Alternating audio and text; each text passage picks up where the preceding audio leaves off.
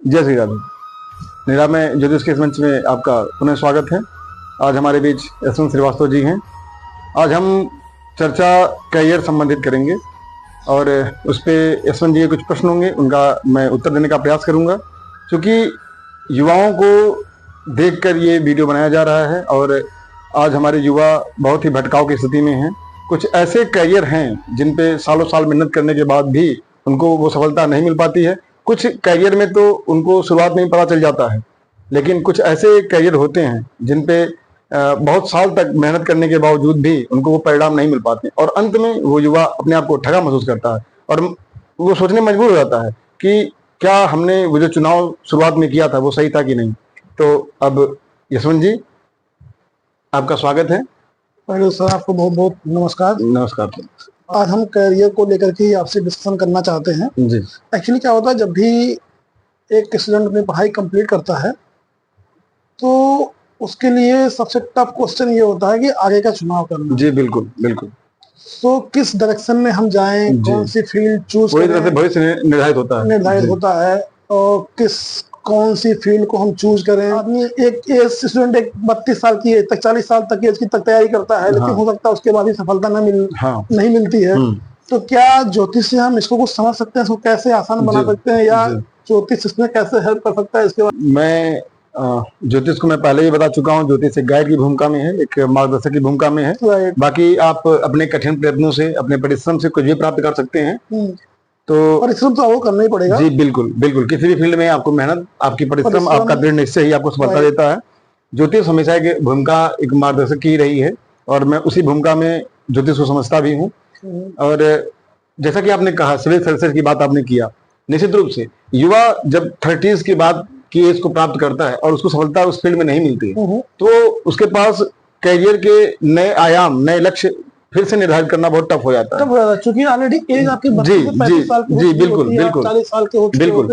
और बहुत सारे स्टेट सर्विसेज में अभी 40s एज तक भी लोग कम्पिटिटिव एग्जाम दे रहे हैं बहुत सारे जानने वाले। तो अगर आपको अपने अंतिम निर्णय, अंतिम लक्ष्य तक आप नहीं सफल हो पा रहे हैं तो आपको अंततः असफलता इतनी तोड़ देती है या फिर खड़ा हो पाने की स्थिति में नहीं रह पाते। और खासकर तब जब आप अनवरत मेहनत किए हों, तब आपको शुरुआती अपने निर्णय पे प्रश्न चिन्ह खड़ा हो जाता है कि क्या हमने जो शुरुआत में निर्णय लिया था वो मेरा सही था या नहीं। तो ज्योतिष आपको उसी भूमिका में आती है, आपको शुरुआत बताती है कि आपके लिए ये सही है या नहीं सही। कई बार हम भ्रम की स्थिति में भी निर्णय ले लेते हैं। मैं आपको यहीं पे थोड़ा सचेत करना चाहूंगा और आपको एक समझाऊंगा एक चीज कि अगर आपका इनर सोल कहता है कि मैं ये चीज कर सकता हूं, मैं ये कर सकता हूं, पहले तो जिस फील्ड में आपको जाना है उस फील्ड की रिक्वायरमेंट को आप समझिए कि इस फील्ड की बेसिक रिक्वायरमेंट क्या है, बेसिक जरूरत क्या है। अगर वो बेसिक रिक्वायरमेंट हमारे अंदर से, हमारा इनर सोल कह रहा है, हमारा इनर जो आत्मा, आंतरिक आत्मा कहती है मैं ये चीज कर सकता हूं, तो आपको किसी की नीड नहीं है। आप अपनी मेहनत से, अपने कठिन परिश्रम से उस चीज को पा लेंगे। थोड़ा टाइम लगेगा, लेकिन बात तब आती है जब आप द्वंद्व की स्थिति में होती है, जब आप भ्रम की स्थिति में होते हैं। और जब आप भ्रम की स्थिति में होते हैं वहीं पे ज्योतिष काम आता है। वहीं पे ज्योतिष आपको वो गाइड की भूमिका निभाती है, वो मार्गदर्शक की भूमिका में आती है। अब बात करते हैं कैसे है ज्योतिष यहाँ पे यूपीएससी कैंडिडेट के लिए या सिविल सर्विस में जो स्टेट लेवल के एग्जाम्स दे रहे हैं उनके लिए कहाँ पे है। तो देखिए, एडमिनिस्ट्रेशन के लिए कोई एक भाव, जैसे हमने ज्योतिष में बोला कि लग्न होता है। अब जिनको ज्योतिष का कुछ नहीं पता है वो सोचेंगे लग्न क्या है, भाव क्या है, ग्रह क्या है, हाउसेस क्या हैं। तो उनको मैं एक लाइन समझाऊंगा कि आप किसी भी ऐप पे जाएं, अपना बर्थ डिटेल डालें, तो आपका एक चार्ट, बर्थ चार्ट खुल के आएगा और उस बर्थ चार्ट में आपका एक लग्न चार्ट खुलेगा। लग्न चार्ट में आपको 12 हाउस मिलेंगे। अब 12 हाउस में बहुत सारे डिजिट्स लिखे रहेंगे। वो डिजिट्स आपकी राशियां हैं और फर्स्ट हाउस आपका पहला हाउस है, पहला घर है।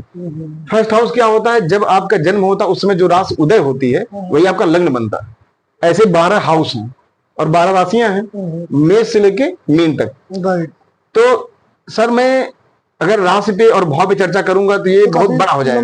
मैं उस पे सर आने वाले दिनों में उन बेसिक फंडामेंटल पे बात करके बना दूंगा वीडियो। बट हाँ, तो अभी तो हमें स्पेसिफिक, हाँ सर, तो हम उसी पे आते हैं। तो बस मैंने उनको समझा दिया कि बेसिक ये है। अब सर देखिए, कोई एक भाव आपको एडमिनिस्ट्रेशन नहीं देगा, कोई एक ग्रह आपको प्रशासन में नहीं भेजेगा, क्योंकि एक इसका एक बड़ा दायरा है। तो कई सारे ग्रहों का एक सेट, कई सारे भावों का एक सेट मिलके आपको प्रशासनिक अधिकारी बनाता है, प्रशासन में आपको भेजता है। सोचिए आपके पास अकाउंटेबिलिटी कितनी बड़ी होती है। आप एक जिले के मालिक बनते हैं, आप एक स्टेट के मालिक बनते हैं, आप एक देश को चलाने के लिए नियम निर्धारित करने वाले बनने वाले हैं। आप जब फॉरेन सर्विसेज में जाते हैं तो आप देश का प्रतिनिधित्व करते हैं। तो आप सोचिए सर कि कोई एक प्लेनेट या कोई एक भाव कैसे आपको ये दे सकता है। बहुत सारे राजयोग देखने पड़ेंगे, बहुत सारे ग्रहों का कॉम्बिनेशन देखना पड़ेगा, बहुत सारे घरों का कॉम्बिनेशन देखना पड़ेगा। तो सर इसलिए थोड़ा ये टफ डिसीजन हो जाता है और सोल्यूशन देना टफ हो जाता है। तो सपोज दैट कि हमको एडमिनिस्ट्रेशन में जाना है जी सर, तो इसमें ग्रह कैसे हेल्प कर रहा है हमको कि हाँ सर मैं उसी पे आ रहा हूं। कैसे समझे कि एकदम सर ये ग्रह हमें इसमें हेल्प करेगा या ये ग्रह सर मैं तो ऐसे तो फिर हमारे पास जितने भी लोग होंगे उनको फिर हमेशा ये डायरेक्शन लेने की जरूरत पड़ेगी हमारे ग्रह कौन से स्ट्रांग है, उस तरीके से हमें अपने कैरियर का चुनाव करना चाहिए। अब उसका कॉन्सेप्ट क्या है कि सर बहुत सारे परमुटेशन कॉम्बिनेशन बन रहे हैं। अब उसमें सेलेक्ट करना कि एडमिनिस्ट्रेशन के लिए कौन सा बेस्ट है। अब जैसे आपने ग्रह के बारे में पूछा, देखिए सब कोई जानता है इस सौर मंडल का राजा सूर्य है। सूर्य पूरे प्लैनेट्स को कंट्रोल किया हुआ है। आप कुछ क्षण के लिए सूर्य को अगर निकाल दें तो क्या पृथ्वी पे, आप साइंस के विद्यार्थी हैं सर, क्या पृथ्वी पे जीवन संभव है? शायद नहीं होगा। आप तुरंत बोलेंगे संभव नहीं। पूरी ऊर्जा का सोर्स सूर्य है, सूर्य प्लैनेट का राजा है। और आप जिस सर्विस में जाने वाले हैं वो भी राजा की पदवी है। अब जिस भी तबके पे जाएंगे, एसडीएम बनेंगे, डीएम बनेंगे या जितने भी ऊपर सर्विसेज में जाएंगे, आपका उस समय फील लाइक ए किंग ही तो है, आप सेवक की भूमिका में। लेकिन राजा सेवक तो बनता है, लेकिन राजा का एक गुण होता है ना, एक क्वालिटी होती है, एक ऑरा होता है। तो वो क्वालिटी सूर्य के पास है। तो सबसे पहले हम प्लैनेट सूर्य को देखेंगे, उसके बाद बात आती है मंगल की, उसके बाद आती है बात बृहस्पति की, फिर बात आती है शनि की। शनि चूंकि न्याय प्रिय है और आपको राजा के पद पे बैठ के न्याय ही करना है। शनि धैर्य भी देता है। शनि आपको धीरे धीरे धैर्य देके कार्य कराने के लिए प्रेरित करता है। आप सोचिए जब आप इस सर्विस में जाने को होंगे, जरूरी नहीं कि आप एक बार में सफल हो गए, तो आपको पेशेंस चाहिए, धैर्य चाहिए। वो धैर्य आपको शनि देता है। अब ये प्लैनेट्स हो गए। ये सूर्य है आपका राजा का प्लैनेट है, आपको राजसीय तमगा देता है, ताकत देता है। बृहस्पति आपका लक फैक्टर है, आपका ज्ञान है। आपके पास ज्ञान नहीं है, स्किल नहीं है, आप कैसे कोई अपने वर्क में हो तो आगे बढ़ सकते हैं।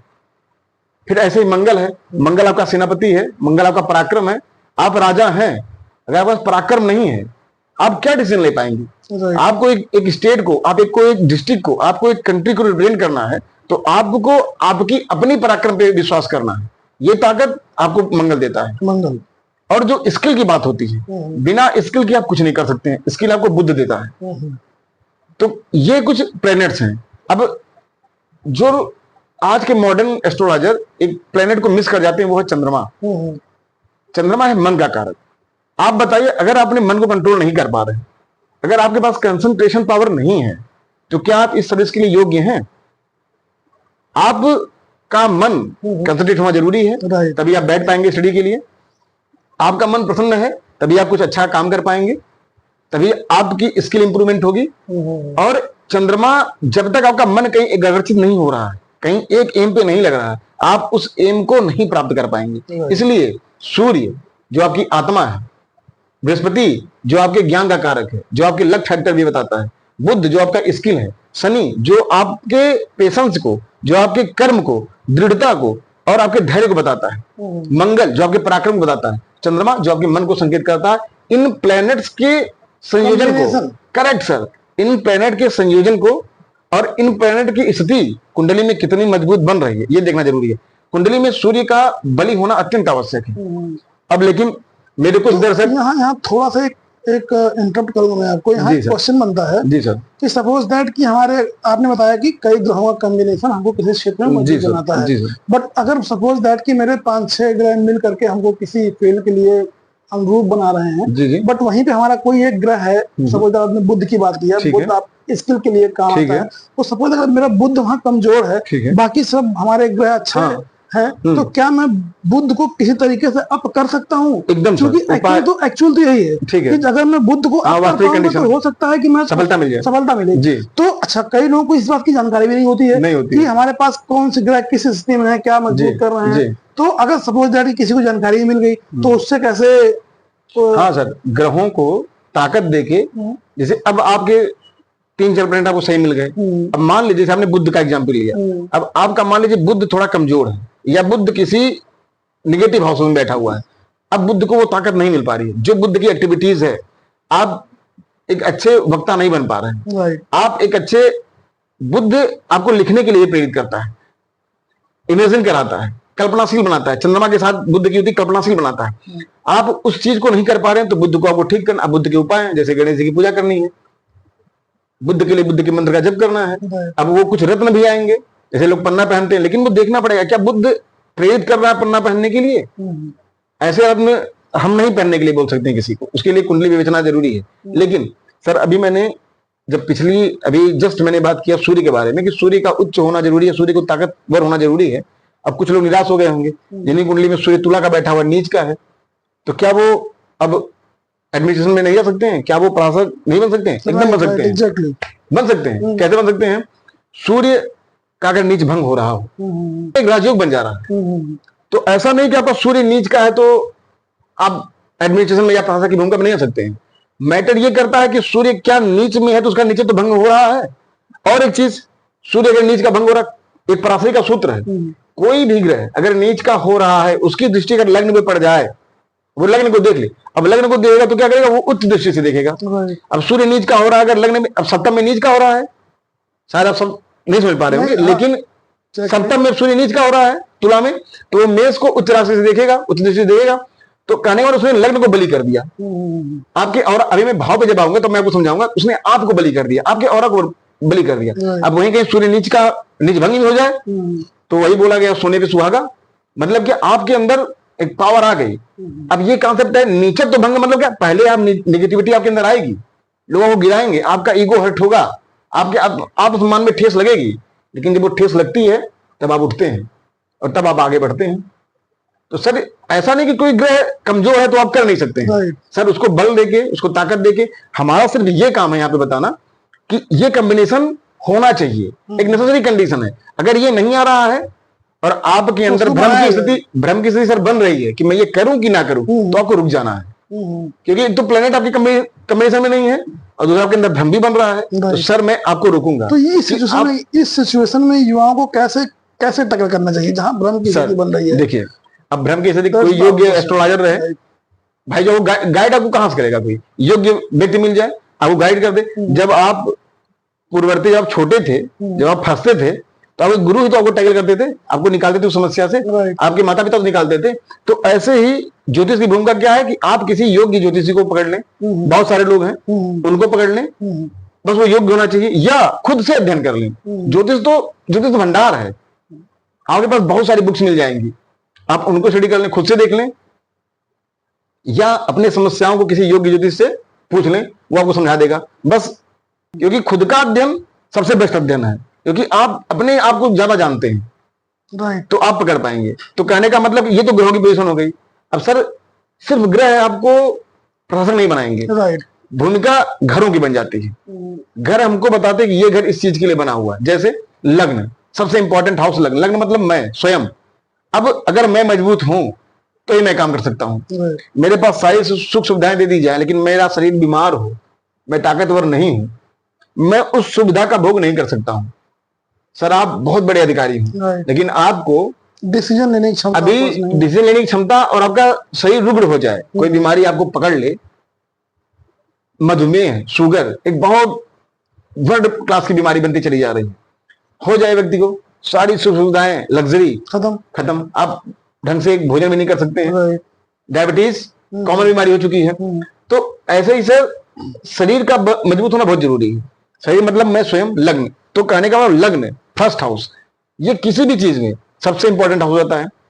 तो एडमिनिस्ट्रेशन के लिए या कभी भी कुछ भी देखिए, आप लग्न को जरूर देखिए कि आपका लग्न कितना बली है, लग्न पे किन ग्रहों का प्रभाव है, लग्नेश हमारा कितना बली है। अब यहाँ पे एक शब्द आता है लग्नेश, अब लोग सोचेंगे लग्नेश क्या बोल दिया। लग्न का मतलब ये हो गया, लग्न का मतलब जो लग्न उदय हो रहा है उसका जो स्वामी है, जैसे मेष का स्वामी मंगल हो जाता है, वृश्चिक का स्वामी मंगल हो जाता है, धनु मीन का स्वामी बृहस्पति हो जाता है, कर्क का स्वामी चंद्रमा होता है, सिंह का स्वामी सूर्य हो जाता है, मकर और कुंभ का स्वामी शनि हो जाता है, तो तुला और वृषभ का स्वामी शुक्र हो जाता है। तो ऐसे 12 राशियों के सब ग्रहों को प्रतिनिधित्व दिया गया, स्वामित्व है। तो जो लग्न उदय हो रहा है वो उसका स्वामी हो गया। तो आपका जो जन्म का लग्न है उसको देखिए, उसमें कितना दम है। लग्न की डिग्री देखिए, डिग्री का मतलब लग्न का पावर कितनी है, लग्नेश की क्षमता देखिए, लग्न लॉर्ड को देखिए, और लग्न में पढ़ने वाले ग्रह की दृष्टि देखिए। अगर ग्रहों की दृष्टि अच्छी पड़ रही है, शुभ ग्रहों की दृष्टि पड़ रही है, बृहस्पति जैसे ग्रह देख रहे हैं, चंद्रमा जैसे ग्रह देख रहे हैं, शुक्र जैसे शुभ ग्रह देख रहे हैं, तो आप मान के चले कि आपका लग्न बली हो गया। अगर थोड़ा आपका लग्नेश निगेटिव भी हो रहा है तो आपके लग्न को बल मिल गया है। निगेटिविटी होते हुए भी आप पॉजिटिविटी को प्राप्त करेंगे अपने लग्नेश को मजबूत करके, तो सर लग्नेश ऐसे मजबूत हो जाएगा। तो पहला हाथ हमको लग्न देखना है। उसके बाद सर सेकंड हाउस जो इंपॉर्टेंट होता है वो होता है, सेकंड नंबर पे आता है 10th हाउस। 10th हाउस आपको बताता है कि आप एडमिनिस्ट्रेटिव या अपने फील्ड में कितने हाइट पे जाएंगे, आपका ऑरा कितना मजबूत होने वाला आपके करियर में। तो प्रशासक की भूमिका में 10th हाउस सबसे इंपॉर्टेंट है। राजा कभी बिजनेस कर सकता है क्या? बिजनेस में तो आपको दूसरे को टैकल करना है, किसी भी तरह उसको समझाना है। राजा क्या करता है भाई, अपने नियम कानून बनाता है, अपने नियम पे चलता है। वो आपके नियम को नहीं, अपना नियम बनाएगा, आपके लिए बनाएगा, प्रशासक। करेक्ट। तो 10th हाउस बहुत इंपॉर्टेंट हो जाता है। अब उसके बाद जो तीसरे नंबर पे हाउस आता है, छठा हाउस आता है। छठा हाउस आपको आपकी सर्विस को देता है, सेवा की भूमिका अगर आपके पास नहीं है, छठा हाउस आपकी सेवा कराता है कि आप सेवा करेंगे कैसे। आप प्रशासक की भूमिका में रहते तो हैं, लेकिन आपका जो मेन कार्य होता है लोगों की, नागरिकों की सेवा करना है, सर्विसेज को देना है। तो छठा हाउस उसके लिए हो गया। अच्छा, छठा हाउस कंपटीशन का भी है। आप जब एग्जाम को देते हैं तो एज ए कंपटीटर देते हैं। अब सोचिए यूपीएससी का एग्जाम, 8-8 लाख लड़के पीसीएस या यूपीएससी दे रहे हैं, प्री दे रहे हैं। अब प्री निकालना है मतलब वो कंपटीशन की दौड़ में है, आपको उनसे बेटर होना है। तो छठा भाव अगर एक्टिवेट नहीं है, मजबूत नहीं है, तो आप उस कंपटीशन को टैकल नहीं कर सकते हैं, आप उस कंपटीशन से बाहर जीत नहीं पाएंगे। तो फर्स्ट हाउस लग्न, 10th हाउस आपका पूरा ग्रोथ कि आप कहां तक पहुंचेंगे, और छठा हाउस आपके मतलब दिखा रहा है कि आप कंपटीटर कितने हैं और आपके अंदर भावना कितनी सर्विस की है। अब इसके बाद हाउस क्या बचता है, 9th हाउस आपका भाग्य का। अब बताइए सर, जो प्री का एग्जाम होता है हर कोई जानता है कि पूरा पढ़ के अगर भाग्य मेरा सही नहीं है, बहुत जो एक्स्ट्राऑर्डिनरी लड़का है वही प्री पूरा पढ़ के निकाल रहा है। नहीं तो मान चलिए अगर 60 क्वेश्चन हम कर रहे हैं तो उसमें से 10 क्वेश्चन ऐसे होंगे जिनको हम बाई लक ही क्लियर कर रहे हैं। तो प्री में लक बहुत काम कर रहा है। तो कहने का मतलब क्या है कि 9th हाउस बहुत इंपॉर्टेंट हो जाता है। तो sir first house, 10th house, 6th house और आपका 9th हाउस। अब सर एक हाउस की चर्चा मैं और कर लूं, मैं करूंगा 2 हाउस की चर्चा, लेकिन एक हाउस चर्चा करके फिर मैं लास्ट करूंगा 3rd हाउस के बारे में। अच्छा एक्सप्लेनेशन दिया आपने। जी सर। ये जो आपने बताया कि आपने मेहनत तो बहुत किया, बट बाई लक की आपको इंटरव्यू पैनल अच्छा ना मिले, बाई लक की आपको कुछ क्वेश्चन आते हुए थे, आप धन की स्थिति में थे और आपने गलत कर दिया। जी। तो बड़ा अच्छा एक्सप्लेनेशन। जी। तो ऐसे ही 3rd हाउस, अब 3rd हाउस आपका बताता है संघर्ष, कि आप कितना संघर्ष करने के लिए तैयार हैं। अब सोचिए कि ये एग्जाम बरसों की मेहनत मांगता है, कम से कम आप 2 साल पढ़ते हैं, उसका सिलेबस कंप्लीट करते हैं, फिर आप एग्जाम देने की स्थिति में होते हैं। अच्छा, जरूरी नहीं कि पहली बार में आपका हो ही जाए, बहुत रेयर लड़के मिलते हैं जो पहली बार में ही कंपटीशन को बीट कर लेते हैं। हर कोई फर्स्ट सेकंड अटेम्प्ट में जाता ही जाता है। अब जब आप सेकंड अटेम्प्ट में जाते हैं तो फिर से आप उसी साइकिल को दोहराते हैं, फिर से आपको प्री देना होता है, फिर से आपको मेंस देना होता है, फिर आप इंटरव्यू देते हैं। तो वो प्रोसेस थकाने वाला हो जाता है। तो आपका अगर संघर्ष नहीं है, 3rd हाउस, 3rd आपकी ताकत बताता है, आपका संघर्ष बताता है कि आप कितना कर सकते हैं। तो 3rd हाउस का भी बली होना अत्यंत आवश्यक है। कई बार यही लोग डिमोटिवेट। तो जिनका 3rd हाउस मजबूत है सर, जिनका 3rd हाउस मजबूत है वो डिमोटिवेट हो ही नहीं सकता, वो लड़ेगा, लड़ता रहेगा। जिसका लग्नेश में सूत्र था सर, जिसका लग्नेश 3rd हाउस में आ गया, बैठ गया, 3rd हाउस बहुत पराक्रम हो गया उसके पास। 3rd हाउस का डिस्कशन किया जी, थोड़ा सा इसमें प्रकाश डालेंगे। 3rd हाउस से क्या मतलब है, देखिए जी, 3rd हाउस हमारे पराक्रम को बताता है, हमारे करेज को बताता है। 3rd हाउस रिलेशन में हमारा छोटे भाई भी हैं। अब हमारे भाई हमारे पराक्रम होते हैं, ताकत होती है। 3rd हाउस हमारी छोटी यात्राएं भी है। 3rd हाउस हमारा कम्युनिकेशन भी है। 3rd हाउस हमारा डॉक्यूमेंटेशन भी है। जब हम कोई डॉक्यूमेंटेशन में कोई चीज हम बॉन्ड सिग्नेचर करते हैं, कोई कॉन्ट्रैक्ट करते हैं, तो थर्ड हाउस का एक कॉन्ट्रैक्ट साइन का जो कॉन्सेप्ट होता है वो थर्ड हाउस होता है। छोटी यात्राओं का हो गया, रिलेशन में हमारे छोटे भाई बहन हो गए, और हमारा जो करेज है, जो ताकत है, वो थर्ड हाउस हमारा हो गया। तो ये सर थर्ड हाउस हो गया। अब एक लास्ट हाउस जो इसके सबसे इंपॉर्टेंट है, सबसे इंपॉर्टेंट, इन सबको छोड़ के सबसे लास्ट हाउस, सबसे इंपॉर्टेंट हाउस 11th हाउस, आपके डिजायर का हाउस, आपके विश फुलफिलमेंट का हाउस, आपके एक जो प्रॉफिट का हाउस, आपके लाभ का हाउस। अब आपका सब कुछ तैयार, आपने प्री निकाल दिया, मेंस निकाल दिया, आपने इंटरव्यू भी दिया, आपका इंटरव्यू भी हो गया, लास्ट मेरिट बननी है, सब लोग इंटरव्यू दे गया है। तो जो इंटरव्यू में गया, क्या उसके पास स्किल नहीं थी? स्किल तो थी, लगभग एक सेम प्लेटफॉर्म पे थे सब भाई। आपने प्री दिया, आपने मेंस दिया, निकाला है, आपने भी इंटरव्यू दिया। अब जब इंटरव्यू देने के बाद, जाओ कि फाइनल मेरिट बनती है, तो आप कुछ मार्क्स से रुक जाते हैं। इसका मतलब क्या? आपकी इच्छा की पूर्ति नहीं हो पाई। तो 11th हाउस आपके विश फुलफिलमेंट का हाउस है, आपके डिजायर का हाउस है, आपके प्रॉफिट का हाउस है, सब कुछ हो जाए। लेकिन अगर 11th हाउस आपका मजबूत ना हो, तो सर एक एग्जांपल सर यहाँ पे दे दूं आपको, बहुत छोटा सा एग्जांपल। पीने की इच्छा आपको हो गई कि हमको चाय पीना है, अब उसके लिए इच्छा हुई, थॉट बन गया, डिजायर आ गया। अब डिजायर के लिए आपको चाय पत्ती चाहिए, दूध चाहिए, पानी डालना तो जल चाहिए, गैस चाहिए जिसे भी आपको अग्नि के लिए प्रज्वलित करना चाहिए, चीनी चाहिए। तो कहने मतलब आपको ये सब टूल्स चाहिए, ये सब सामग्रियां चाहिए। अच्छा, उसके बाद स्किल भी चाहिए, बनाना कैसे, स्किल भी चाहिए। ये सब हो गया, आपने स्किल सीख लिया बनाने का, आपने सामग्री जुटा ली, सब कुछ कर लिया, आपने चाय बना लिया, चाय बन भी गई, कप में आ भी गई। अब पीना आपके विश फुलफिलमेंट पे है। चाय बनी हुई है, वो चाय गिर भी सकती है, कोई अचानक में एक आकस्मिक काल आ सकता है, आप बाहर भी जा सकते हैं, जरूरी नहीं को चाय आप बनाए और पी ही लें। तो सर लास्ट ये 11th हाउस, ये होता है विश फुलफिलमेंट का। आपके अगर वो, अब यही कहते हैं डेस्टिनी, यही होता है भाग्य, यही मात खा जाता है आदमी, सब कुछ करने के बाद डेस्टिनी और प्रारब्ध में झेल जाता है। राइट। तो सर वही काम था 11th। तो 11th हाउस अगर आपका मजबूत नहीं, अभी 11th हाउस आपका मजबूत हो, अब यहीं पे कोई क्वेश्चन कर सकता है सर कि 11th हाउस आपका मजबूत है, बाकी सब प्लान नहीं मजबूत है, तो क्या मैं एसडीएम बन जाऊंगा, क्या मैं डीएम बन जाऊंगा, क्या मैं यूपीएससी सारे क्वालिफाई कॉम्बिनेशन आपका अच्छा कर जाऊंगा? तो सर 11th हाउस बताता है कि आपका विश फुलफिलमेंट होगा।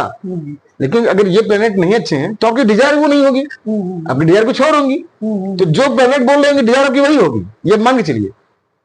तो sir first house, 10th house, 6th house, फिर आपका 9th हाउस, फिर आपका 3rd, फिर आपका 11th, ये हाउस का कॉम्बिनेशन और ओवरऑल कुंडली में लग्न, छठा और 10th का एक संयोजन होना चाहिए। मतलब लग्नेश का, षष्ठेश का और दशमेश का, इनका एक संयोजन कुंडली में अच्छी जगह पर होना चाहिए। अब सर यहीं पे स्टॉप नहीं है, ये तो ये हो गया। अब बताइए, आप राजा बन रहे हैं, तो कुछ राजयोग होते हैं भाई, आपको तो अलग करना है ना, आपको एक आपकी अलग पहचान बननी है। आप भीड़ में जब खड़े होंगे तो देखने से लग जाएगा ये आदमी राजा है। राजा को बोलने की जरूरत नहीं पड़ती है, उसका ऑरा, उसका ऐश्वर्य, उसका वैभव दुनिया में उसको भीड़ से अलग कर देता है, दिखा देगा कि आप अलग हैं, आप अलग हैं। तो वो ऑरा कैसे बनता है? आपके राजयोग से। अब कुछ राजयोग बनने होते हैं, अब वो राजयोग कौन से हैं? जैसे गजकेसरी, चंद्रमा और बृहस्पति बनता है, मालव्य शुक्र से बनता है। वैभव और ऐश्वर्य का सबसे बड़ा प्लेनेट शुक्र, अगर शुक्र अच्छा है कुंडली में, शुक्र मालव्य योग बना रहा है, तो आपके पास वैभव है। उसके बाद क्या बनता है? सच महापुरुष योग, पंच महापुरुष शनि के द्वारा बनता है। शनि जब केंद्र में आ गया, हम राजयोग पे अलग डिस्कशन करेंगे। अभी मैं बता दे रहा हूं कौन कौन से राजयोग बनने जरूरी है। गजकेसरी, मालव्य, सच महापुरुष, भद्र बुद्ध के द्वारा बनता है, रुचक मंगल के द्वारा बनता है। तो जब ये सब में कम से कम 2-3 राजयोग बन जाए कुंडली में और प्लेनेट अच्छी कंडीशन में है, तो आप मान के चलिए कि आप एक बड़े प्रशासक की भूमिका में हैं। आप यूपीएससी के लिए ना भी गए हो, तो भी आप जहां भी जिस भी प्राइवेट सेक्टर में होंगे, आप एक एडमिनिस्ट्रेटिव की भूमिका में हैं, आप एक प्रशासक की भूमिका में हैं। ये तो हो गया सर लग्न चार्ट। लेकिन इस लग्न चार्ट से हट के जब हम प्रोफेशन के बारे में डिस्कशन करते हैं, तो एक होता है D10 चार्ट। D10 ये आपके दशमांश का सूक्ष्म विश्लेषण है। जो दशम भाव है, जो मैंने अभी बताया कि फर्स्ट क्लास 10th को देखेंगे, ऐसे ही वो 10th हाउस का सूक्ष्म विश्लेषण है D10। तो आप जब D10 में जाएंगे, तो उस D10 का सूक्ष्म विश्लेषण बताता है वो कि आप लाइफ में क्या ग्रोथ करेंगे, तो D10 का लग्नेश को देखेंगे, D10 के 10th हाउस को देखेंगे, 10th हाउस के स्वामी को देखेंगे, और बाकी जो एक कुछ कॉम्बिनेशन है उनको देखेंगे। तो आई थिंक बहुत अच्छा एक्सप्लेन किया आपने। और सर मैं बता दूं आपको कि चूंकि ये बहुत वास्ट सब्जेक्ट है, बहुत ही विस्तृत सब्जेक्ट है ये, और कैरियर में सिर्फ अभी तो हमने सिर्फ हमने बस एक आयाम सेट किया है कि इतना तो देखना है। हमने ये बता रहा कि अगर इतना है तो आप आगे बढ़िए। राइट। अभी आपको D10 का मैंने बताया नहीं, D10 को पूरा एक्सप्लेन करना। फिर जो ग्रह है वो किस नक्षत्र में है। अब देखिए सर, यहाँ पे बात आती है, बहुत अच्छे से निकल गए नक्षत्र। ग्रह तो है, अब ग्रह और घर हो गया। 27 नक्षत्र हैं, 27 नक्षत्र के 4 चरण हैं। किसी का बहुत बड़ा घर है, अब वो घर के किस कमरे में बैठा हुआ है, कहाँ पे अनुकूल स्थिति में, बेडरूम में बैठा हुआ है या बाहर के किसी कमरे में बैठा हुआ है, तो वो नक्षत्र बताता है, नक्षत्र का चरण बताता है। अगर आप भ्रम की स्थिति में हैं तो आपको कसम जरूर करना चाहिए। आपको विश्वास हो कि ये चीज अच्छे से टैकल कर, तो आपको करना चाहिए, क्योंकि बात आपके भविष्य का, बात आपके फ्यूचर का है। आपका एक डिसीजन आपके कुछ साल बता सकता है, या आपको वो चीज दे सकता है जो आपको चाहिए। कैरियर वैसे बहुत बड़ा विषय है। हमने तो बहुत छोटा डिस्कशन एक यूपीएससी एस्पिरेंट्स के लिए किया था। अभी हमारे पास इस पे डिस्कस करने के लिए बहुत सारी चीजें हैं, अगले पार्ट में देख लेंगे। और बिल्कुल मैं भी थोड़ा सा इस पे रिसर्च करूंगा कि किस पॉइंट्स पे हमें ज्यादा डिस्कस करने की जरूरत है। थोड़ा हो सकता है मेरे पास कुछ फीडबैक्स भी आए लोगों से, मैं वहां से कलेक्ट करूंगा। कलेक्ट करने के बाद मैं आपसे जल्दी ही दोबारा मिलूंगा, क्योंकि कैरियर एक ब्रॉड पॉइंट है, बहुत ब्रॉड वो है, तो हमें इस पे थोड़ा टाइम देना पड़ेगा। और आई होप कि आप हमें समय देंगे। एकदम सर, एकदम। बात युवाओं की है, बात आपकी है, तो मैं आपके लिए और युवाओं के लिए जल्दी ही एक बार मिलते हैं। जी सर, बहुत बहुत धन्यवाद सर। तो ये यशवंत जी हमारे थे, और निरामय ज्योतिष के इस मंच पे प्रभु ने चाहा तो यशवंत जी से ये सिलसिला, ये क्वेश्चन का, ये पॉडकास्ट का, और आपके भविष्य को लेके एक चलता रहेगा। और जल्दी हम फिर से यशवंत जी से मुखातिब होंगे, फिर से यशवंत जी से मिलेंगे। तब तक आप ज्योतिष के इस हमारे निरामय ज्योतिष चैनल पे बने रहिए। बहुत बहुत धन्यवाद। जय श्री राम।